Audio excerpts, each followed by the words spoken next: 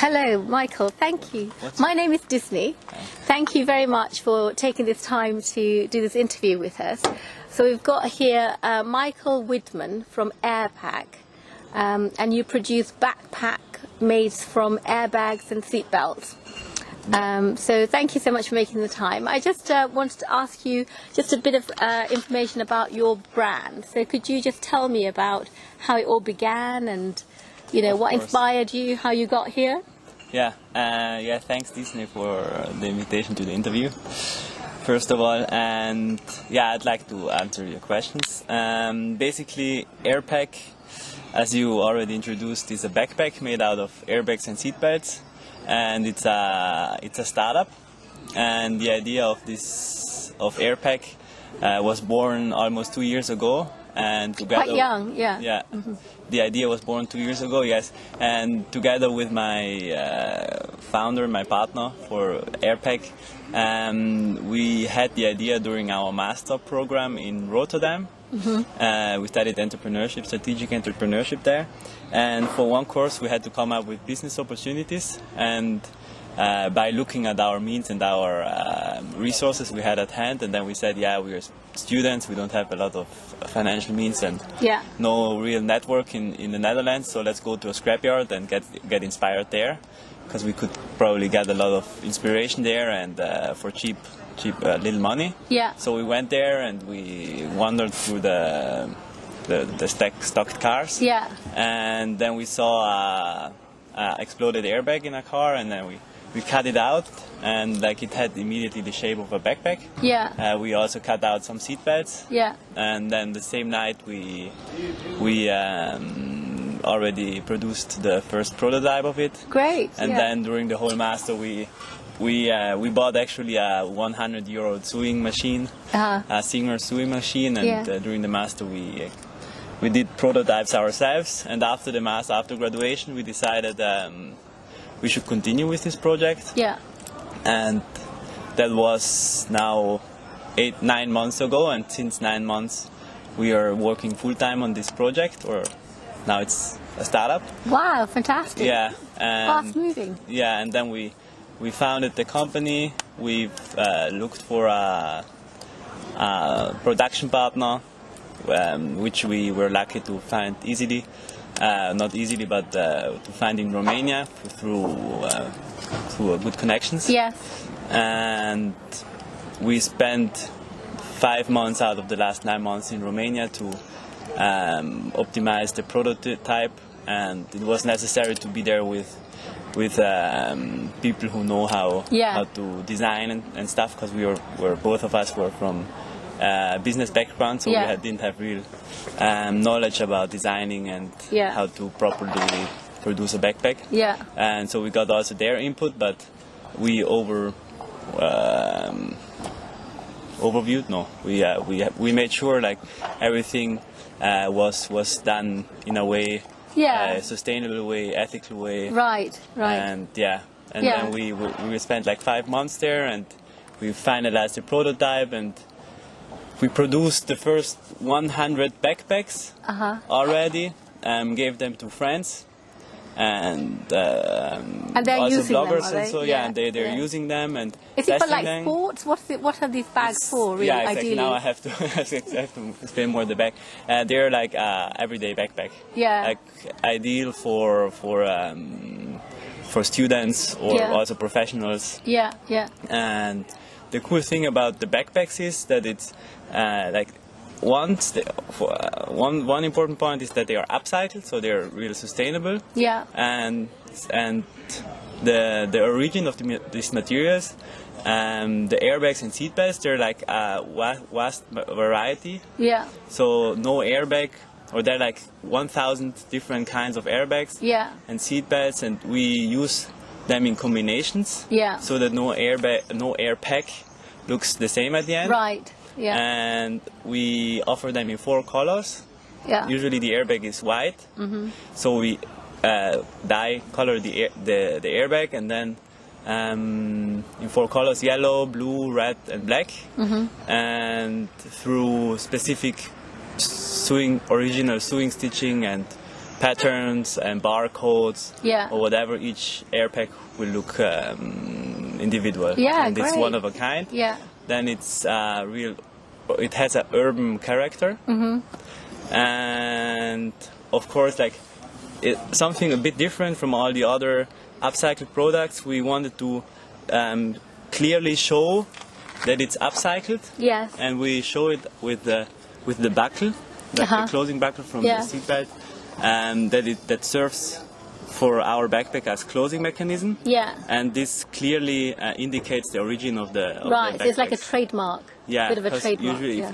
if you just see the backpack without the buckle, you wouldn't know that it's airbag materials, no? Right, yeah. And the actual material, is it actually polyester seat belts? Are they leather or it's polyester? nylon. Nylon, yeah. It's polyamide 6.6. Yeah. And the seat belts and the airbags are both the same fabric? The seat belts, I'm not sure which material, but I think it's also nylon. Nylon, yeah. But, Great. yeah. Okay, so once you've now you're sort of at the stage where your friends are using these bags. Have you got to the point where you're actually selling these products yet? Yes. We had our friends testing the backpacks to make sure that the quality is a good one. And the last 2 months we have actually been preparing to launch our Kickstarter campaign. Yeah. And Kickstarter is a crowdfunding platform where startups or new products get presented with a little video and a product description. Yeah. And we did that and started the campaign yesterday, so the 4th of July. Yeah. No, 2 days ago, the 4th of July. And our goal was to reach 10,000 euros and within 36 days, but then we already managed to reach this goal within the first 2 hours. Wow, brilliant. Yeah, so now we already raised. So these startups are then, people behind them are pretty much pro sort of small businesses. They want to invest in you. No, people that invest on Kickstarter, they are consumers. They're consumers. And they watch the video. If they like the product, they pledge a certain amount of money that is given. You can say for 99, I pledge 99 euros, and then they get a backpack. Okay. So as a reward, they don't get shares like it's with crowdfinancing or something, but crowdfunding, they get in return a backpack or 2 backpacks. Yeah. In our case, it's a backpack, but of course, if a product is a recorder or something, you get the recorder in return. Yeah. So basically, once they've got the backpack, that's it. The contract is over, is it? They don't get any sort of any dividends from your profits? No, they get the backpack in return. So that's really kind of them, isn't it? That's really great, supporting small businesses. Yeah, Excellent. it's cool. But like the crowd, the community on Kickstarter, they're happy. One reason they do this is because they want to be part of the success of a startup, and they can say they help them become it a success. Yeah. Plus, they will receive another advantage is they will receive the product before anyone else on the market has them. Right. So we won't sell it through stores anywhere in the world before we deliver the backpacks to them. Yeah. And third, they get the backpacks for a lower price. Right. So they also have some advantages. So what is the market price that you're going to have for the backpack when it does come out? The retail price will be 150. It's estimated for now. Yeah. Okay, and so here you are wanting to find suppliers, really. This is your mission here at the Ethical Fashion Show in Berlin. And have you already done some research as to sort of the potential for your bag in the sort of big market? Do you know where you want to sell it? You know what kind of customers who'll buy it? Have you done any? We're looking into this right now actually, and we're trying to find it out during this Kickstarter campaign, but of course we already talked to some stores and so we think that our main market will be the German-speaking market, which is Switzerland, Austria and Germany. We're also a German-based company, and so far the feedback on this fair has been really positive. Like we collected many cards and already made orders. Yeah. With store owners. Excellent. And it's kind of pre-orders because we cannot deliver backpacks to stores before we deliver the backpacks to the backers on Kickstarter. No? Yes. Yeah. So it's kind of pre-orders, but definitely our perfect customer is between 25 and 35 years old, student or young professional, who likes to be, who has his own style and likes to be something stand out of the crowd and be something different, a bit different, exactly. So I guess you could use look, so I guess you could use these backpacks for university, but also for work and for the gym, and also, like we found out at the beginning, we thought our customer group would mainly be sustainable people, but actually we had really great feedback also from car lovers. Car lovers, car lovers, exactly, because the materials, they are car related, no? And so we found out that's also one of our main customer groups, could be one of our main customer groups. How did you find that out? We wrote to different bloggers and journalists. And actually the car bloggers, they were more keen or more towards us and would rather write and blog about our product than most fashion bloggers. And is there some kind of differentiation between, in the car industry for what kind of seat belts or airbags they would use? Say, for example, you have a really nice, expensive car, like a Ferrari, or would they have different, there some distinct fabrics they use or styles? The material used. The kind of material used is always very strong material. So it's a material that is produced to perform in extreme situations. So it's very durable material. But then again, each car model has a different airbag. The shape is different, the barcodes are different, the sewing stitches are different. Some have different colors also, like light colors. That's why we color them to have them a bit more uniform. And there are some differences, but I wouldn't say that the nicer cars have nicer. So you can't really differentiate. So for car lovers, they can't really look out for incredible sort of. My favorite airbag model was from our old Renault or Volvo. I think it was a Renault. It was like a silicone, coated with silicone airbag. It was pretty cool. Okay, great. And so in terms of your production, you said that it was produced in Romania. Now, I think with the ethical part of industry, that is a concern, I know, particularly in Britain, about the supply chain issues and the way the workers are treated. I mean, how do you deal with that in terms of, that's great that you're upcycling fabrics, but other ways of being more ethical? Of course. Like I said at the beginning, we spent most of the time in Romania to really make sure that everything is ethical and well produced, but not only, of course. Romania is part of the EU, and that comes along with a lot of regulations. And furthermore, the production factory is certified for high quality and ethical working conditions. And who is it certified by? Do you know? It's SA 8000. Okay. It's a certification. SA 8000, and that's for the ethical, good working, the working conditions, and then the ISO 9000 is for the good quality. And do you have any other accreditations for in terms of like recycling? I know there are various accreditations, and also in terms of other sort of production.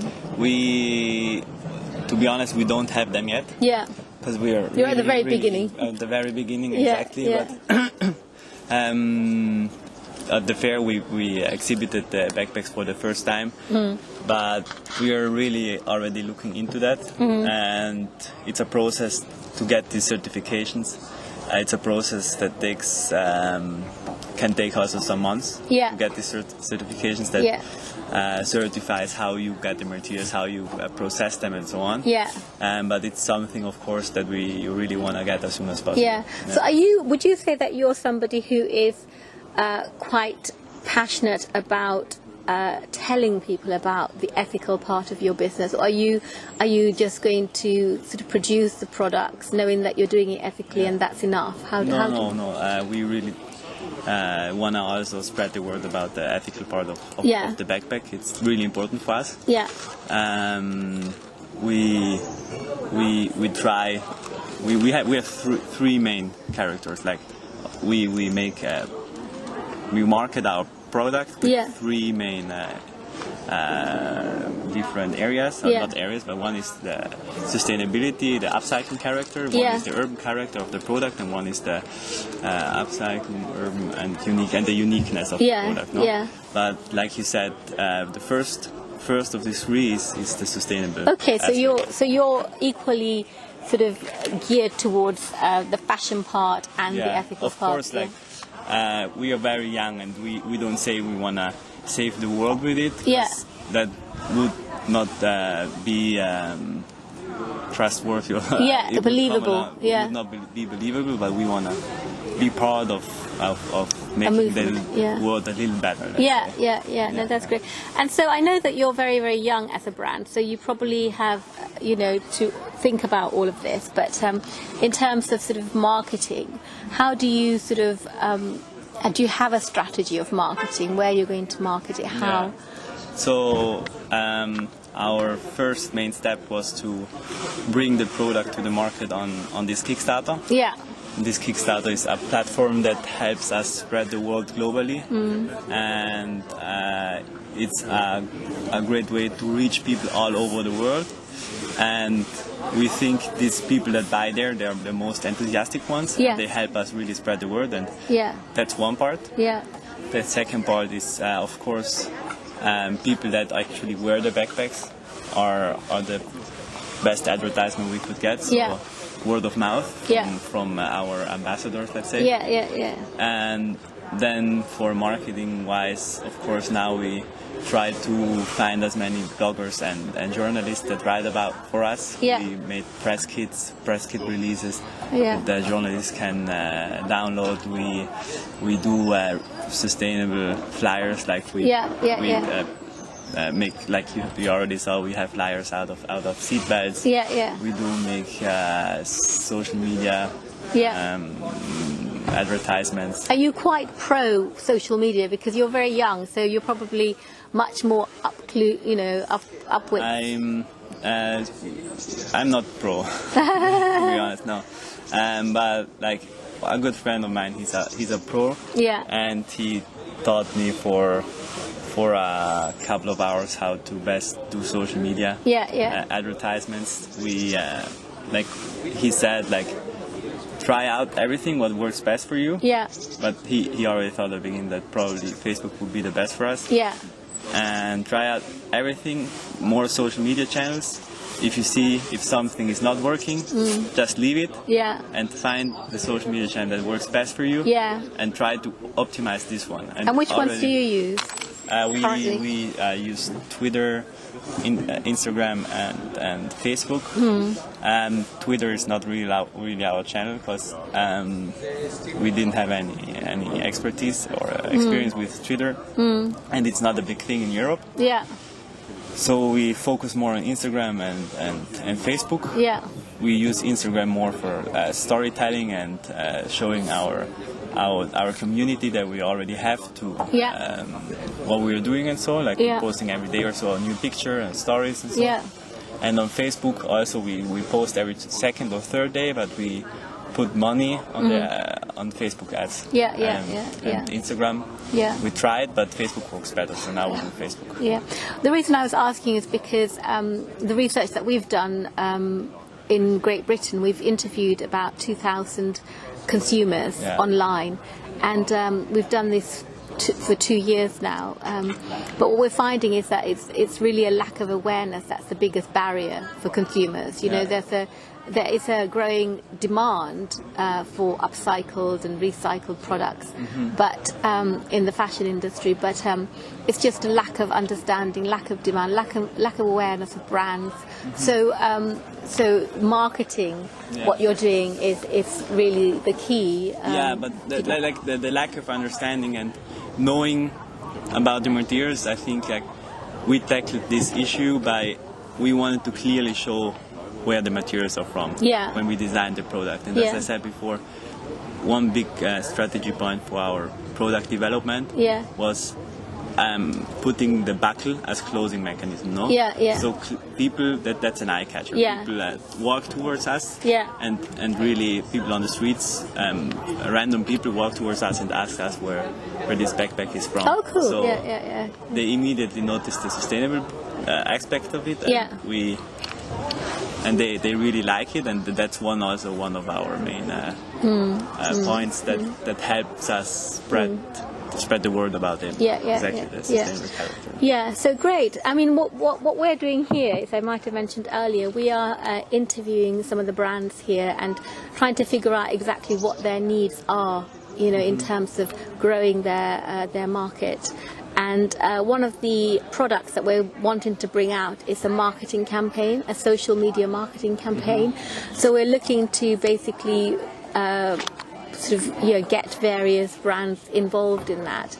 And so would you be interested in something like that, where, for example, we would have 100 sustainable brands together telling the story in social media over a period of time? Because what we want to do is really grow the understanding. So obviously the research that we've done is in Great Britain, but the brands here are from all over the world. So the campaign will just be for anybody who wants to take part. Is that something that you might be interested in, do you think? Yeah, in my opinion, initiatives like that are really great initiatives, and I think the power of more brands together is way higher than from one brand only. So collecting, or how do you say? Collective efforts. Collective efforts. Exactly. With them, and trying to push and help other people understand the importance of the sustainable fashion industry. I think it's a good initiative to make a good move towards exactly what you're saying, towards a better understanding of this. Well, great. Business. Thank you so much, Michael, for your time. I think I've taken up a lot of your time. 22 minutes, 58 seconds. Thank you very much. You're welcome. Right. Thank you.